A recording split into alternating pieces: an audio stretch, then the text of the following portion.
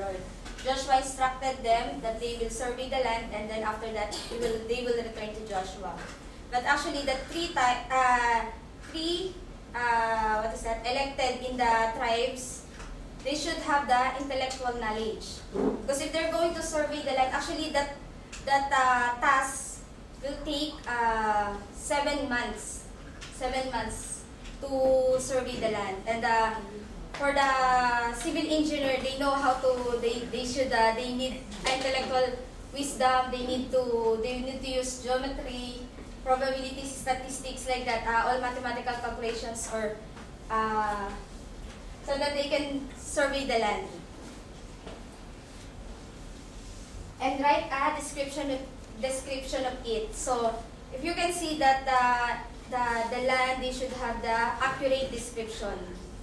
And God's definite inheritance, the inheritance of the Lord is clearly based on God's promise. Verse 9, so the men left and went through the land. They wrote its description on a scroll. It means description on a scroll. They will not just give a report verbally. It should be written, that there is a document. Town by town in 7 parts, and returned to Joshua in the camp of Shiloh.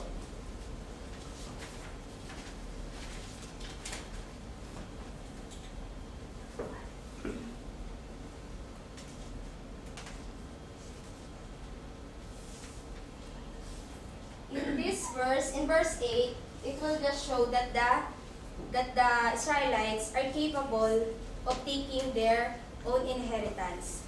But it is proven that they are not incompetent.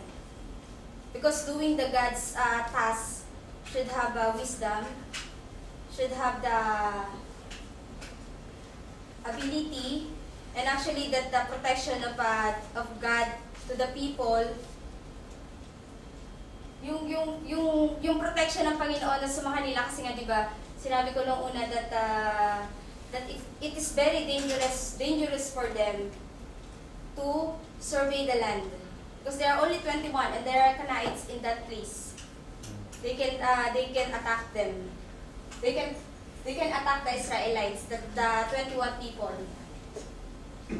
But in the presence of the Lord, when God has given us the task to do something, His protection is always there. Amen.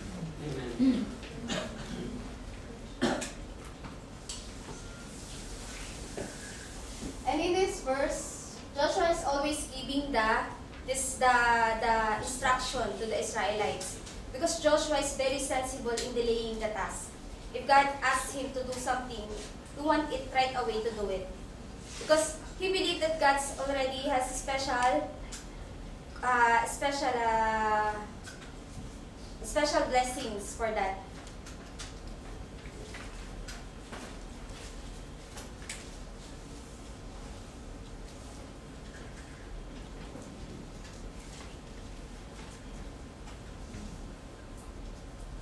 The survey was accordingly made and brought in to Joshua. They take the particular description, both the quality and quantity of the land. They have the capability to own their inheritance. In verse 10, Joshua then cast lots for them in Shiloh in the presence of the Lord. And there he distributed the land of the Israelites according to their tribal divisions. God is the witness and judge. If you can notice in the passage, it's always mentioned in the presence of the Lord. In the presence of the Lord. So when they're going to divide the land, it is in the presence of the Lord. Go back to me, and we will divide it in the presence of the Lord. So God is the witness, and they acknowledge the presence of God in their doing the task. Everyone should be content with God's appointment. The divine presence of God manifested. In verse 10, when they distributed the land, when God appointed that, for example, for Benjamin, this is for you, Zebulun, this is for you, we have no way to complain. Because there is a the divine presence of God manifested, so they received their inheritance.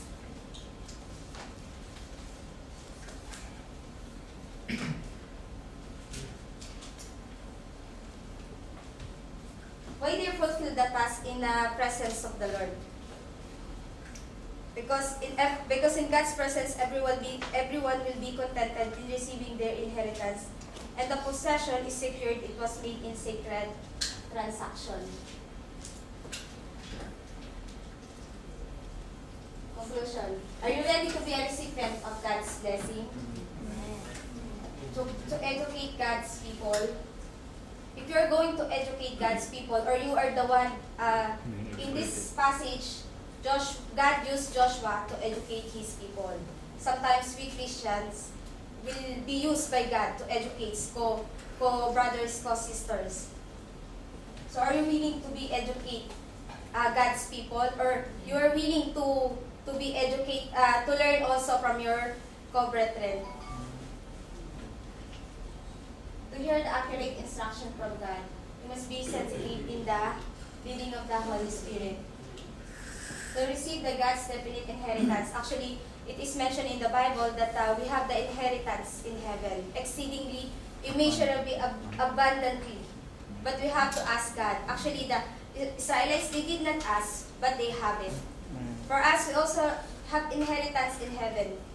But for us, God teaching us to ask the inheritance, to ask blessings from the Lord, so that we can be continually ask the divine help of God, so that we can pray, so that we can talk to God. To experience yearning in God's presence. In the verse 1, in the previous verses, first, before they divide the land, they put the tabernacle, where's the dwelling place of God is there. And Moses, he can easily consult the God. And if you are, and the Israelites, when they're going to put the tabernacle in that place, they want, for example, ako si Benjamin, I want the tabernacle in my place. Kasi nandun yung protection ng Panginoon. Yung mga Israelites, hindi nila inisip yung mga sarili nila. But they follow kung saan ilalagay yung tabernacle. And wisdom din ni God na iniingatan ni Jacob, ni Joseph at saka ni Judah yung lugar. Parang kasi nasa north at saka nasa south. God is the witness and judge. Everyone should be content with God's appointment. The divine presence of God manifested. God is the witness and judge. Like Joshua, God has promised He will be with Joshua wherever he will go.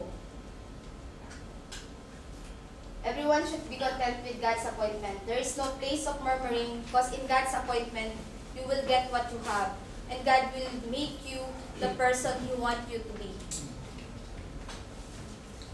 The divine presence of God manifested. Everything you will do, seek God's presence so that His divine presence manifested. And the acronym is GET READY.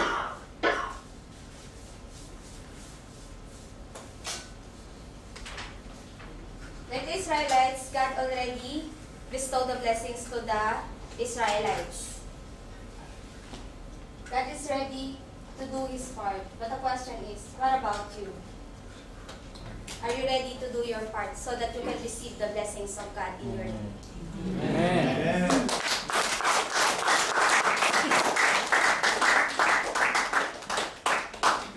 Amen, amen.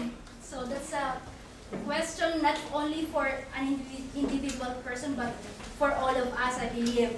Amen? Amen. It's really true that if we will go back to Joshua verse 3, if we can go read again, please.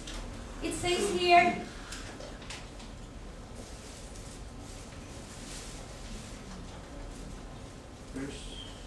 verse 3 po. In verse 3 po, if we're going to read again, so Joshua said to the Israelites, how long will you wait before you begin to take possession of the land that the Lord, the God of fathers, has given you? If we will go to this scripture po, at this present, these modern times, who are the Israelites? It's us po. Amen?